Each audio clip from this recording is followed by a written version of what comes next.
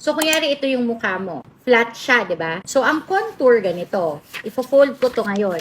O, tingnan mo to ha. As once the light reflects on the line, you will see that the line is a little gray. See?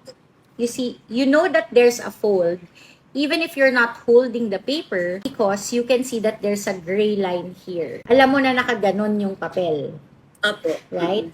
That's your contour. Yung sa taas nung contour, nakikita mo na parang mas maputi. Apo, mas Bakit? Kasi yun yung naka-forward. Ito yung nandito sa taas na nakaganon. That's your highlight.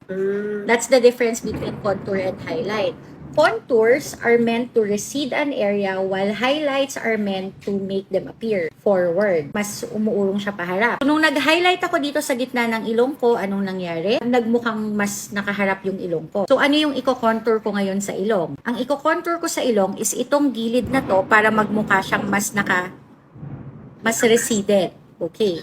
So, I'll use a little bit more product para mas makita mo, but you don't need to use, definitely don't need to use this much. So, lilinyahan ko lang to.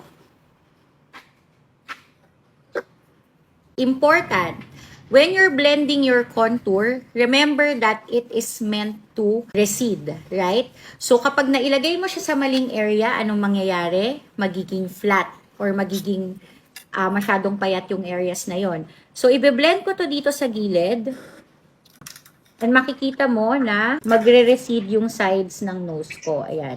Again, you don't need to use this much. So, ang nangyari, itong area na to, gumanon siya. Another example of contour. So, di ba minsan may mga client kayo na maninipis yung bibig, maninipis yung labi nila, tas gusto nila yung mga pouty-pouty lips. So, what you can do is you can put a little bit of contour here. Kita mo to, yung ilalim ng labi mo, meron na siyang konting gray eh.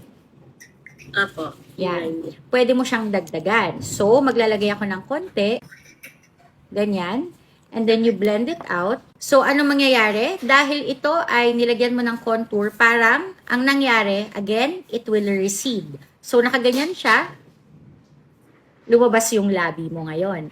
Gawin naman natin siya sa cheeks. So, sa cheeks natin, kung saan nakalagay yung contour, yun yung magdidictate kung gaano kababa or kataas yung cheeks mo.